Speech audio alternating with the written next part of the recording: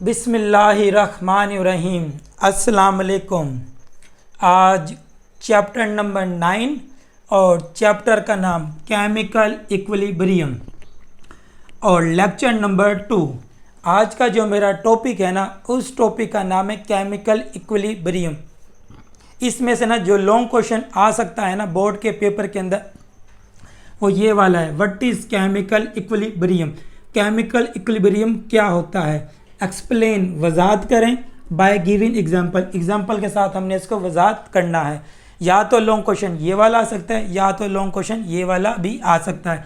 What is dynamic equilibrium. Dynamic equilibrium क्या होता है, गिव एन एग्जांपल। एग्जांपल देनी पड़ेगी हमें। इसी तरह या तो ये लॉन्ग क्वेश्चन भी आ सकता है, एक्सप्लेन, वजाहत करें, forward and reverse reaction. Forward reaction और रिवर्स रिएक्शन को क्या करना है, हमें वजाहत करना है, by give an example. Example के साथ इन तीनों को जवाब ना सेम टू सेम होगा हमारे पास ये। तो सबसे पहले हम पढ़ेंगे केमिकल इक्विलिब्रियम क्या होता है। केमिकल का मतलब क्या होता है और इक्विलिब्रियम का मतलब क्या होता है। केमिकल का मतलब होता है केमिकल रिएक्शन। केमिकल का मतलब क्या होता है, केमिकल रिएक्शन। मिसाल के तौर के ऊपर जब सल्फर डाइऑक्साइड का रिएक्शन होता है किसके साथ, ऑक्सीजन गैस के साथ, नई चीज़ क्या बन जाती है, सल्फर ट्राइऑक्साइड गैस बन जाती है। तो यानी कि सल्फर डाइऑक्साइड और ऑक्सीजन गैस के साथ क्या हुआ, आपस में रिएक्शन हुआ, नई चीज़ क्या बनेगी, सल्फर ट्राइऑक्साइड गैस बन जाती है। इसको बोलते हैं केमिकल रिएक्शन। इसको क्या बोलते हैं, केमिकल रिएक्शन। और जो चीज़ शुरू में होती है ना, एक केमिकल रिएक्शन में जो चीज़ शुरू में होती है उसे बोलते हैं रिएक्टेंट, और जो चीज़ नहीं बनती है उसे क्या बोलते हैं, प्रोडक्ट बोलते हैं। एक केमिकल रिएक्शन में जो चीज़ शुरू में होती है उसे बोलते हैं रिएक्टेंट, और जो चीज़ नहीं बनती है उसे क्या बोलते हैं, प्रोडक्ट बोलते हैं। इसके बाद हम बात करेंगे इक्विलिब्रियम। किसकी बात करेंगे, इक्विलिब्रियम। इक्विलिब्रियम का मतलब होता है बराबर होना। क्या होना, बराबर होना या बैलेंस होना। इक्विलिब्रियम का मतलब क्या होता है, बराबर होना या बैलेंस होना।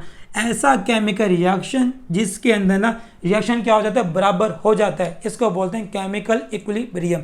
यानी कि ऐसा केमिकल रिएक्शन जिसमें आगे जाने की स्पीड और पीछे आने की स्पीड दोनों क्या हो जाती है, बराबर हो जाती है, इसको बोलते हैं केमिकल इक्विलिब्रियम।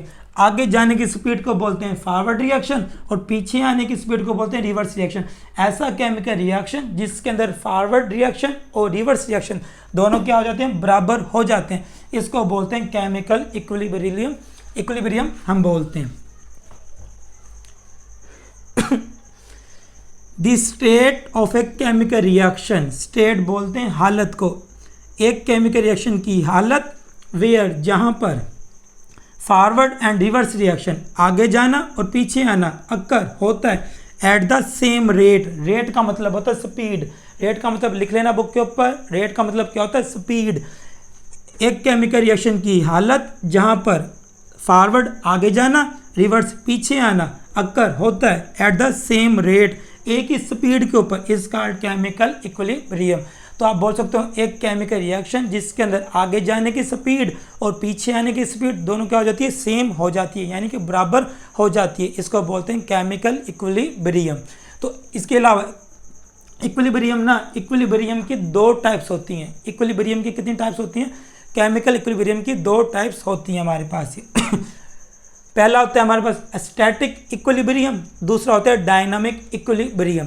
इक्विलिब्रियम का मतलब होता है बराबर होना और स्टैटिक का मतलब होता है रुका हुआ। स्टैटिक का मतलब क्या होता है, रुका हुआ। और डायनामिक का मतलब होता है मोशन, हरकत। ऐसा केमिकल रिएक्शन जिसके अंदर रिएक्शन क्या हो जाता है, रुक जाता है, इसको बोलते हैं स्टैटिक। ऐसा केमिकल रिएक्शन जिसमें रिएक्शन आगे भी जाता है और पीछे भी आता है और ये मुसलसल रिएक्शन जारी रहे, इसको बोलते हैं डायनामिक इक्विलिब्रियम। तो सबसे पहले पढ़ेंगे static equilibrium. When reaction stop, जब रिएक्शन क्या हो जाता है, रुक जाता है, तो प्रोसीड होने से it is called static equilibrium. मिसाल के तौर के ऊपर ये एक मेरे पास बिल्डिंग है, ये बिल्डिंग खड़ी है, ये बिल्डिंग ना तो इधर गिरी है ना तो इधर गिरी है, क्योंकि इसमें तमाम जो फोर्सेस है ना वो क्या हुई पड़ी, बराबर हुई पड़ी है, इस वजह से बिल्डिंग ये नहीं गिर रही, इसको बोलते हैं static equilibrium. For example A building remains standing, एक बिल्डिंग खड़ी रहती है, रेदर बजाय देन फॉलिंग के, एक बिल्डिंग खड़ी रहती है बजाय गिरने के, down because all the forces, जितनी भी फोर्सेस लग रही होती है ना acting on it are balance, ये तमाम फोर्सेस क्या होती हैं, बराबर होती हैं। ऐसा केमिकल रिएक्शन जिसके अंदर रिएक्शन क्या हो जाता है, रुक जाता है, यानी कि इसमें तमाम जो फोर्सेस हैं वो तमाम बराबर लग रही होती हैं, इसको बोलते हैं स्टैटिक इक्विलिब्रियम।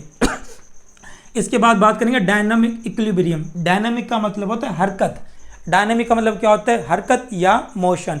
ऐसा केमिकल रिएक्शन जिसके अंदर रिएक्शन होता रहता है लेकिन इनकी स्पीड दोनों की क्या होती है, बराबर होती है, इसको बोलते हैं डायनामिक इक्विलिब्रियम। आपने यहाँ से लॉन्ग क्वेश्चन लिखना शुरू करना है अब। तो ये मैंने डेफिनेशन आपको समझा दी है, केमिकल इक्विलिब्रियम क्या होता है। इसके बाद chemical equilibrium is dynamic equilibrium.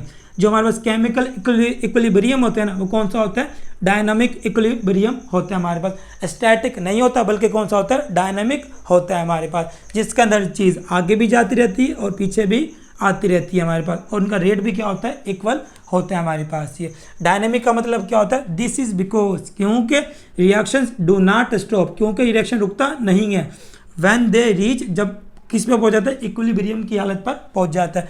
जैसे हमारे पास आगे जाने की स्पीड और पीछे आने की स्पीड दोनों क्या हो जाती है, बराबर हो जाती है।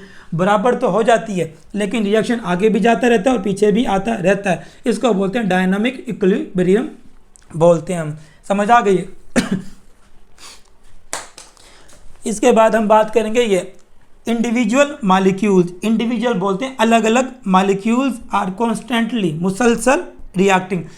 मिसाल के तौर के ऊपर जब हम सल्फर डाइऑक्साइड का रिएक्शन करवाते हैं किसके साथ, ऑक्सीजन गैस के साथ, तो क्या बनता है हमारे पास, सल्फर ट्राइऑक्साइड गैस बन जाती है। सल्फर डाइऑक्साइड का रिएक्शन किसके साथ हो रहा है, ऑक्सीजन गैस के साथ, तो ये फॉरवर्ड में बनता है सल्फर ट्राइऑक्साइड।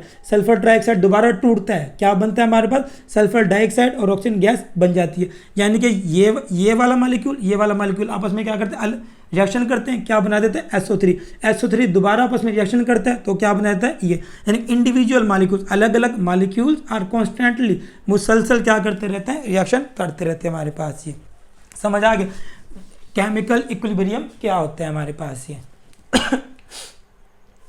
इसके बाद हाउ एवर, ताहम, actual quantity of reactants and product do not change. इसके अंदर जो एक्चुअल का मतलब होता है असल, जो हम शुरू में मिकदार रहते हैं ना, क्वांटिटी का मतलब क्या होता है, मिकदार। जो चीज़ हम शुरू में रहते हैं ना रिएक्टेंट की और प्रोडक्ट की, वो दोबारा चेंज नहीं होती, क्योंकि जब हम ना ये जो रिएक्शन करवा रहे होते हैं ना केमिकल इक्विलिब्रियम वाला, ये लेना होता है क्लोज कंटेनर के अंदर। किस में लेना होता है हमने, क्लोज कंटेनर के अंदर। इसके अंदर हमने क्या लिया था, सल्फर डाइऑक्साइड गैस ली थी और क्या लिया था हमने, ऑक्सीजन गैस ली थी। तो क्या बन गया था हमारे पास, सल्फर ट्राइऑक्साइड गैस बन गई थी हमारे पास ये। लेकिन कंटेनर हमारे पास क्या, क्लोज है। कंटेनर क्लोज होने की वजह से ना तो रिएक्टेंट की मिकदार कम होती है और ना ही प्रोडक्ट की मिकदार कम होती है, क्योंकि कंटेनर हमारे पास क्या, क्लोज होते हैं हमारे पास। हाउएवर, ताहम द एक्चुअल क्वांटिटी, जो असल में मिकदार होती है ना रिएक्टेंट की और प्रोडक्ट की, चेंज नहीं होती हमारे पास ये। इसके अलावा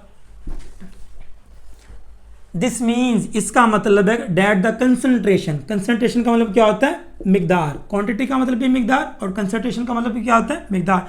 this means that the concentration, जो मिकदार होती है रिएक्टेंट की एंड प्रोडक्ट की, बिकॉज बिकम्स कांस्टेंट, क्या हो जाती है, बराबर हो जाती है, इन द इक्विलिब्रियम स्टेट हमारे पास ये। समझ आ गए? इसके बाद बात करेंगे एग्जाम्पल की। किसकी बात करेंगे, एग्जाम्पल की हम बात करेंगे। एग्जाम्पल में हम क्या लेंगे, हम लेंगे सल्फर डाइऑक्साइड गैस। क्या लेंगे, सल्फर डाइऑक्साइड गैस। इसका रिएक्शन किसके साथ करवाएंगे, ऑक्सीजन गैस के साथ। तो क्या बनेगा हमारे पास, तो बनेगा हमारे पास सल्फर ट्राइऑक्साइड गैस बन जाती है। सल्फर डाइऑक्साइड जैसे रिएक्शन करता है ना ऑक्सीजन गैस के साथ, तो हमें आगे की तरफ क्या मिलेगा, यानी कि फॉरवर्ड में मिलता है SO3। SO3 दोबारा टूट जाता है, टूट के क्या बनता है हमारे पास SO2 और O2 बन जाता है हमारे पास ये। तो इसको हम बैलेंस करने के लिए यहाँ पे क्या लगा देंगे, 2, और यहाँ पे भी क्या लगा देंगे, 2 लगा देते हैं भैया। समझ आ गए? एग्जाम्पल में क्या आ जाएगा, सल्फर डाइऑक्साइड रिएक्शन किसके साथ करता है, ऑक्सीजन गैस के साथ, तो क्या बनता है हमारे पास, सल्फर डाइऑक्साइड गैस बन जाती है हमारे पास ये। और एक केमिकल रिएक्शन में जो चीज़ शुरू में होती है इसे बोलते हैं रिएक्टेंट, और जो चीज़ नहीं बनती है इसे क्या बोलते हैं, प्रोडक्ट बोलते हैं। SO2 and O2 molecules react. SO2 और O2 मॉलिक्यूल्स क्या करते हैं, रिएक्शन करते हैं टू फॉर्म, क्या बना देते हैं, SO3 बना देते हैं। इसके बाद SO3 molecules break. SO3 molecules टूटता है, टू गिव हमें देता है SO2 एंड O2 दे देता है हमारे पास ये। तो फॉरवर्ड रिएक्शन में क्या हुआ, SO2 और O2 आपस में रिएक्शन करेंगे और आगे की तरफ हमें क्या मिलेगा, SO3 मिलेगा, यानी कि लेफ्ट से राइट हमें मिलेगा ये। तो हेडिंग बना लेना ये फॉरवर्ड रिएक्शन की। इन द फर्स्ट रिएक्शन, शुरू वाले रिएक्शन के अंदर, यानी कि from left to right, SO2 and O2 produce SO3। समझ आ गए। शुरू में क्या होता है, इन द फर्स्ट रिएक्शन, शुरू के अंदर कहाँ से कहाँ, from left to right, SO2 and O2 produce क्या पैदा करते हैं, SO3 पैदा करते हैं। इसके बाद इन द बिगिनिंग का मतलब होता है शुरू में, देयर इज नो SO3, शुरू के अंदर कोई SO3 वगैरह नहीं होता हमारे पास ये। मिसाल के तौर के ऊपर अभी हमने रिएक्शन शुरू नहीं करवाया, तो SO2 की मिकदार हमारे पास कितनी होगी, 100%, और O2 की कितनी मिकदार होगी, 100%, यानी कि अभी हमने रिएक्शन शुरू नहीं करवाया तो टाइम हमारे पास क्या होगा, 0 होगा। तो प्रोडक्ट हमारे पास क्या होगा, प्रोडक्ट हमारे पास होगा 0। क्यों 0 होगा, क्योंकि अभी हमने इनका रिएक्शन करवाया ही नहीं है। तो कह रहा है इन द बिगिनिंग, शुरू के अंदर, देयर इज नो SO3 हमारे पास मौजूद नहीं होता हमारे पास ये। जैसे जैसे टाइम, फॉर एग्जाम्पल हमने रिएक्शन शुरू करवा दिया, जैसे 5 सेकंड गुजरेंगे तो 100% से पीछे कितना रहेगा, 70%, तो रिएक्शन कहाँ पर चला गया, फॉरवर्ड में चला जाता है। तो उसकी कितनी मिकदार बन गई है, 30% बन जाती है हमारे पास। इसी तरह जब टाइम और ज़्यादा गुजरेगा तो कितना टाइम हो गया, 15 सेकंड। अब रिएक्टेंट पीछे कितना रहेगा, 50% रह जाते हैं, और प्रोडक्ट कितने रह गए हमारे पास, बन गए हमारे पास 50% बन जाते हैं हमारे पास ये। इसी तरह जब टाइम और गुजरेगा तो हमारे पास 20 सेकंड हो गए। अब हमारे पास रिएक्टेंट की मिकदार क्या हो गई, कम, और प्रोडक्ट की मिकदार क्या हो जाएगी, ज़्यादा हो जाती है। और एक वक्त ऐसा आता है कि आगे जाने की स्पीड और पीछे आने की स्पीड दोनों क्या हो जाती है, बराबर हो जाती है हमारे पास। तो हम कह सकते हैं जब शुरू के अंदर ना SO3 की मिकदार नहीं होती हमारे पास, क्योंकि अभी रिएक्शन शुरू ही नहीं हुआ हमारे पास ये। So speed of the reverse reaction is 0।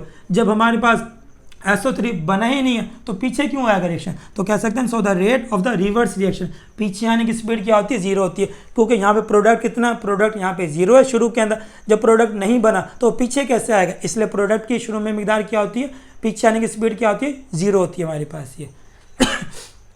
Due to high concentration, concentration का मतलब क्या होता है, मिकदार, क्योंकि शुरू के अंदर मिकदार रिएक्टेंट की क्या होती है, ज़्यादा होती है, इसी वजह से आगे जाने की स्पीड भी क्या होती है, ज़्यादा होती है।